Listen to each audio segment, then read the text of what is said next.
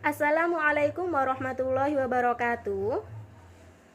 Kami dari kelompok 11 akan memaparkan tentang aspek perkembangan kognitif anak di dalam mata kuliah konsep dasar PAUD dengan dosen pengampu Ibu Laili Nur Aisyah, Sarjana Pendidikan Magister Pendidikan. Untuk selanjutnya, kami dari kelompok 11 akan memperkenalkan diri kami terlebih dahulu. Yang pertama yaitu saya sendiri, Soniawati dengan NIM akhiran 055 sebagai moderator dan sekaligus sebagai penyampai materi. Untuk yang kedua yaitu teman saya yang bernama Dianti Dwi Utari dengan NIM akhiran 057. Sebelum melangkah lebih jauh, izinkan saya menyapa teman-teman terlebih dahulu. Gimana kabarnya teman-teman hari ini? Semoga baik-baik saja ya. Apa kabar teman-teman hari ini? Alhamdulillah, luar biasa, senyum ceria, aku pasti bisa. Oke, yes. Untuk menyemangati diri kita masing-masing di dalam mengikuti pembelajaran hari ini, mari ikuti gerakan saya ya teman-teman. Mana semangatmu? Ini semangatku. Mana. Ini. Tepuk semangat. Semangat. Untuk selanjutnya, mari kita simak penjelasan tentang aspek perkembangan kognitif. Di sini kelompok kami akan menjelaskan tentang 3 hal. Yang pertama yaitu faktor-faktor perkembangan kognitif anak. Yang kedua, strategi mengembangkan kemampuan kognitif. Yang ketiga, praktek kegiatan mengembangkan kemampuan kognitif untuk anak. Untuk bab yang pertama yaitu tentang faktor-faktor perkembangan kognitif anak yang akan dijelaskan oleh rekan saya yaitu dengan nama Dianti Dwi Utari dengan NIM akhiran 057. Waktu dan tempat saya persilahkan. Baik, terima kasih Sonia. Di sini saya akan menjelaskan faktor-faktor perkembangan kognitif pada anak. Perkembangan kognitif merupakan suatu proses perubahan pikiran anak yang terjadi pada usia 8 tahun. Hal tersebut dinyatakan oleh Gardner yang menyebutkan bahwa inteligensi kemampuan anak untuk menyelesaikan suatu masalah atau menghasilkan karya baru. Perkembangan kognitif anak perlu dipahami oleh para orang tua ataupun pendidik agar tidak terjadi hambatan dalam masa perkembangannya. Beberapa faktor-faktor perkembangan kognitif pada anak. Yang pertama yaitu faktor hereditas atau keturunan, di mana setiap manusia yang dilahirkan telah memiliki potensi-potensi tertentu yang ada pada dalam dirinya yang tidak dapat dipengaruhi oleh lingkungan. Yang kedua yaitu faktor lingkungan. Menurut John Locke, manusia dilahirkan dalam keadaan suci, bersih seperti kertas, belum ada noda ataupun sedikit tulisan. Yang ketiga yaitu faktor kematangan. Setiap seseorang yang telah matang fisik dan psikisnya dalam kesanggupan menjalankan tugasnya masing-masing. Yang keempat, faktor pembentukan, di mana setiap keadaan di luar diri seseorang yang mempengaruhi perkembangan inteligensi. Yang kelima yaitu faktor minat dan bakat, yaitu faktor yang mengembangkan potensi dan kemampuan yang ada. Yang keenam yaitu faktor kebebasan, di mana setiap manusia bebas untuk berpikir dan memecahkan masalahnya sendiri. Selanjutnya untuk poin yang kedua yaitu tentang strategi mengembangkan kemampuan kognitif yang akan saya jelaskan sendiri. Strategi merupakan segala cara yang dilakukan oleh pendidik demi tercapainya tujuan tertentu. Kemudian perkembangan kognitif merupakan suatu proses pola berpikir anak untuk menilai, menghubungkan, mempertimbangkan suatu kejadian. Dalam mengembangkan kemampuan kognitif anak, maka perlu dibutuhkan keterlibatan dari pendidik, baik pihak guru maupun pihak orang tua. Adapun strategi pendidik menurut Mursid di tahun 2015 halaman 101 sampai 110 yaitu antara lain yang pertama, strategi pembelajaran yang berpusat pada anak. Pendidik harus mampu mewujudkan pembelajaran yang memfokuskan minat dan kebutuhan perkembangan anak. Anak merupakan pribadi yang tumbuh, yang berkembang, dan pribadi yang aktif. Pembelajaran yang berpusat pada anak memiliki karakteristik sebagai berikut. Prakarsa kegiatan muncul dari anak, kemudian anak memilih bahan-bahan dan memfokuskan pada apa yang akan dikerjakan. Selanjutnya, anak menyatakan bahan-bahan secara aktif dengan semua indera yang dimiliki. Anak menjumpai sebab akibat melalui pengalaman langsung dengan objek. Anak menyambungkan bahan-bahan, kemudian anak menggunakan otot kasarnya. Strategi yang kedua yaitu tentang strategi pembelajaran melalui bermain. Pendidik perlu memberikan peluang bagi anak untuk bermain dan berinteraksi antar sesama. Bermain merupakan kebutuhan anak, kegiatan yang menyatu dalam dunia anak dalam hal yang menyenangkan bagi anak. Jadi anak sangat menyenangkan dalam hal bermain. Dengan bermain, maka anak akan mengalami proses kenaikan dalam kemampuan diri anak. Selain itu, pendidik juga perlu merancang beberapa kegiatan untuk melatih menyelesaikan masalah dan berinovasi bersama. Jadi di sini bermain juga mempunyai manfaat. Manfaat bermain bagi anak antara lain menarik perhatian dan menghidupkan minat anak untuk membuat sesuatu. Kemudian selanjutnya menyambungkan pengalaman yang baru dengan pengalaman yang lain dalam bermain. Dan yang terakhir yaitu menegaskan pentingnya bekerja sama. Jadi bermain memiliki banyak manfaat untuk anak. Strategi yang ketiga yaitu strategi pembelajaran melalui bercerita. Pencapaian tujuan pendidikan anak usia dini dapat ditempuh dengan strategi pembelajaran melalui bercerita. Adapun bercerita itu manfaatnya sangat banyak sekali bagi anak, antara lain 1. Mendengarkan cerita yang menarik dan dekat dengan lingkungannya termasuk kegiatan yang sangat mengasihkan bagi anak. Kemudian manfaat yang kedua, pendidik dapat memanfaatkan kegiatan bercerita untuk menanamkan nilai-nilai positif terhadap anak. Jadi ketika pendidik selesai bercerita, kemudian di situ menjelaskan tentang nilai-nilai positif, hikmah yang bisa diambil dari bercerita tersebut. Akhirnya kemampuan kognitif anak tersebut meningkat. Manfaat yang ketiga yaitu kegiatan bercerita juga menambah beberapa pengetahuan sosial, nilai-nilai agama dan moral. Manfaat yang keempat yaitu pembelajaran dari bercerita juga melatih anak untuk mendengarkan. Strategi yang keempat yaitu strategi pembelajaran melalui bernyanyi.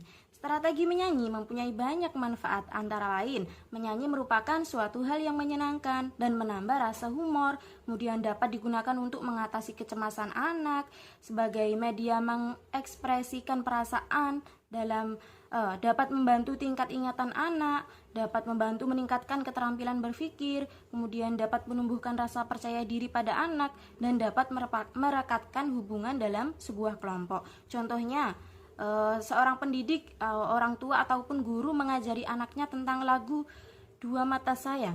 Dua mata saya, hidung saya satu, dua kaki saya pakai sepatu baru, dua telinga saya yang kiri dan kanan, satu mulut saya tidak berhenti makan. Jadi dari menyanyi lagu tersebut maka kemampuan kognitif anak juga akan meningkat. Contohnya tadi di dalam lagunya ada dua mata saya. Jadi nanti berpikirnya anak itu akan meningkat, kognitifnya anak akan meningkat. Oh, ini namanya mata. Kemudian mata itu ada dua. Terus selanjutnya, oh ini namanya telinga. Telinga itu ada dua, kanan sama kiri. Kemudian mulut. Oh, mulut itu digunakan untuk makan gitu. Jadi dari lagu tersebut kemampuan kognitif anak juga akan meningkat. Selanjutnya contohnya lagi tentang lagu Sebelum Berdoa. Ketika seorang guru ataupun orang tua mengajari anaknya untuk berdoa, ya tidak mungkin langsung anaknya mau mengangkat tangannya. Makanya untuk melatih anaknya biar mau berdoa digunakan dengan bernyanyi, didampingi dengan bernyanyi. Lagunya yaitu satu di kananku, satu di kiriku, ku jadikan satu menjadi jembatan panjang. Dua di kananku, dua di kiriku, ku jadikan satu menjadi kamera cekrik-cekrik. Tiga di kananku, tiga di kiriku, ku jadikan satu menjadi kelinci lompat. Empat di kananku, empat di kiriku, ku jadikan satu menjadi atap rumah. Lima di kananku, lima di kiriku, ku angkat ke atas lalu berdoa. Jadi seperti itu. Bernyanyi termasuk strategi pembelajaran untuk meningkatkan kemampuan kognitif anak. Jadi tadi di dalam lagunya terdapat ketika mau berdoa tangannya supaya diangkat. Jadi nanti anak akan berpikir, oh kalau berdoa tangannya diangkat. Kemudian, oh kalau tangannya kayak gini tuh namanya kamera, bunyinya cekrik-cekrik, seperti itu. Jadi dari beberapa lagu, menyanyikan beberapa lagu tersebut termasuk meningkatkan kemampuan kognitif pada anak. Strategi yang kelima yaitu strategi pembelajaran terpadu. Anak ialah individu yang mempunyai bermacam-macam aspek kemampuan yang perlu dikembangkan. Kemampuan seorang anak dapat berkembang apabila terdapat stimulus yang masuk.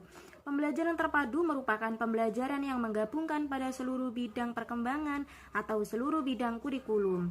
Karakteristik dari pembelajaran terpadu menurut Masito tahun 2005 yaitu diadakan melalui kegiatan pengalaman langsung sesuai minat dan kebutuhan anak, memberi kesempatan terhadap anak untuk memakai semua pemikirannya, kemudian menghargai perbedaan sesama, menggunakan bermain sebagai suasana belajar, dan menyangkutkan keluarga atau orang tua untuk memaksimalkan pembelajaran.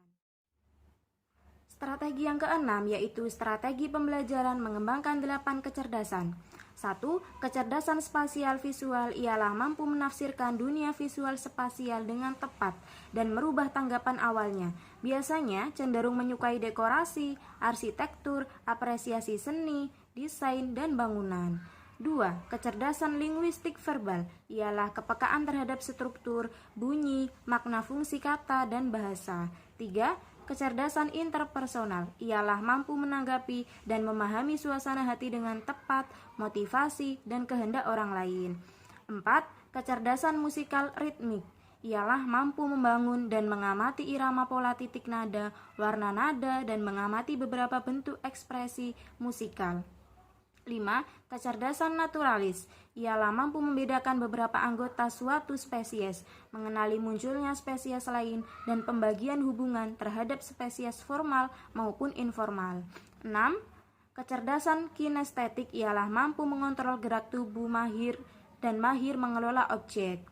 7. Kecerdasan intrapersonal ialah mampu memahami perasaan diri sendiri, mampu membedakan emosi, mengetahui kelebihan dan kekurangan dirinya. 8. Kecerdasan logis matematis ialah kepekaan terhadap pola-pola logis, mampu menyerap pola-pola logis, mampu mendalami pemikiran jauh ke depan. Selanjutnya untuk poin yang ketiga yaitu praktek kegiatan mengembangkan kemampuan kognitif untuk anak. Mengembangkan kemampuan kognitif anak dapat dilakukan melalui permainan yang memungkinkan anak dapat belajar dan mempraktekkan cara berpikir, merasakan, dan bertindak. Keterlibatan kognitif dalam kegiatan bermain dimulai dari kemampuan kognitif yang sederhana menuju kemampuan kognitif tingkat tinggi. Praktek kegiatan yang dapat mengembangkan kemampuan kognitif untuk anak antara lain, yang pertama, bermain konstruktif. Di videonya sudah kami contohkan gambar seorang anak yang sedang bermain balok. Kegiatan bermain konstruktif prakteknya seperti anak dengan berjalan sambil merancang bangun balok atau menyusun balok-balok kecil menjadi beberapa bangunan, misalnya rumah, menara, jembatan, dan lain-lain. Kegiatan bermain ini biasanya dilakukan pada anak-anak usia 3-5 tahun. Permainan balok ini dapat melatih anak untuk memunculkan imajinasi, sehingga anak berlatih untuk berpikir dan kemampuan kognitifnya meningkat, seperti anak akan berpikir bagaimana cara membuat bangunan dari balok dan memilih balok-balok yang tepat untuk dijadikan bangunan sesuai keinginannya. Disinilah anak akan dapat belajar tentang karakter balok dan mengoperasikan kemampuan kognitifnya.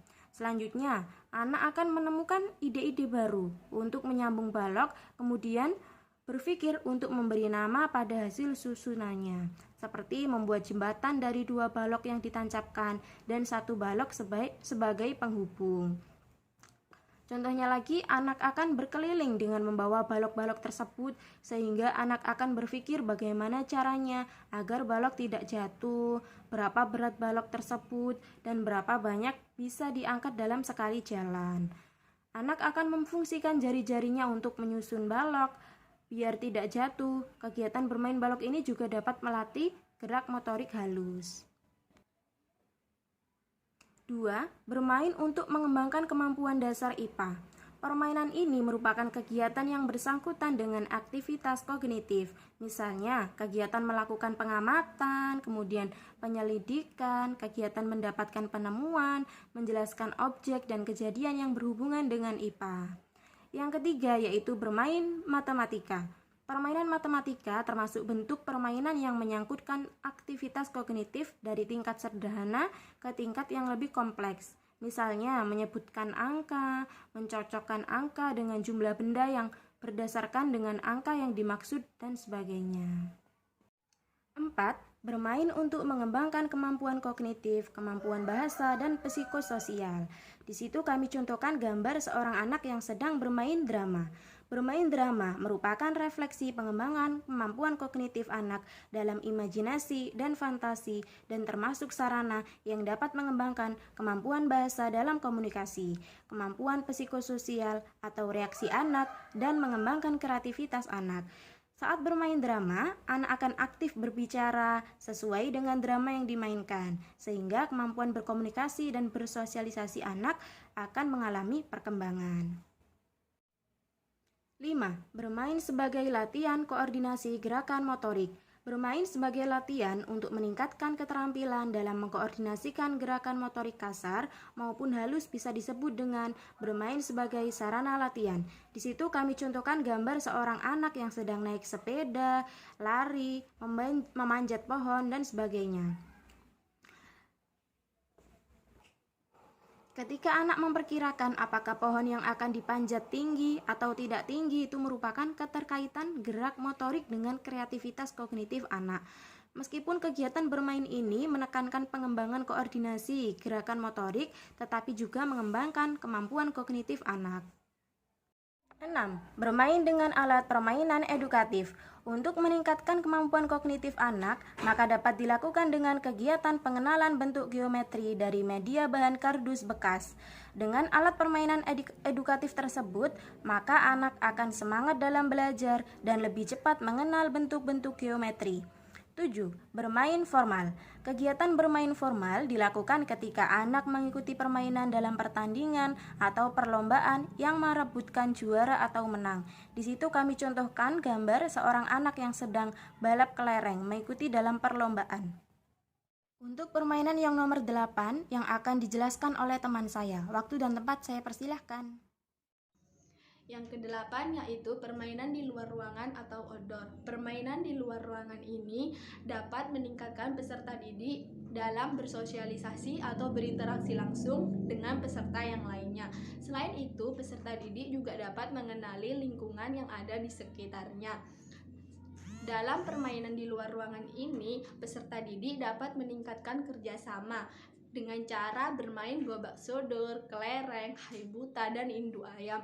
Selain bermain itu, peserta didik juga dapat bermain layang-layang dan memecahkan masalah yang ada. Di dalam permainan di luar ruangan ini, pendidik merupakan faktor yang utama dan yang penting, karena pendidik memiliki tanggung jawab yang besar dalam keselamatan peserta didik. Jadi, sebelum melakukan kegiatan peserta didik, sebaiknya pendidik melihat keadaan cuaca kondisi di luar ruangan itu terlebih dahulu. Apakah keadaan di luar ruangan terik atau mendung? Jika mendung, sebaiknya kegiatan tersebut tidak dilakukan agar tidak terjadi hal-hal yang tidak diinginkan. Tetapi jika keadaan terik, pendidik dapat melakukan kegiatan tersebut dengan melihat waktunya, yaitu tidak boleh melebihi pukul 8. Apabila ingin melebihi waktu pukul 8 tersebut, pendidik harus memberikan pelindung kepada peserta didik agar tidak terkena langsung dari sinar matahari. Mungkin sekian yang dapat saya sampaikan. Demikian penjelasan dari kelompok kami tentang aspek perkembangan kognitif untuk anak. Semoga penjelasan yang dapat kami sampaikan bisa bermanfaat untuk kita semuanya. Banyak salahnya, kami mohon maaf yang sebesar-besarnya. Terima kasih. Wassalamualaikum warahmatullahi wabarakatuh.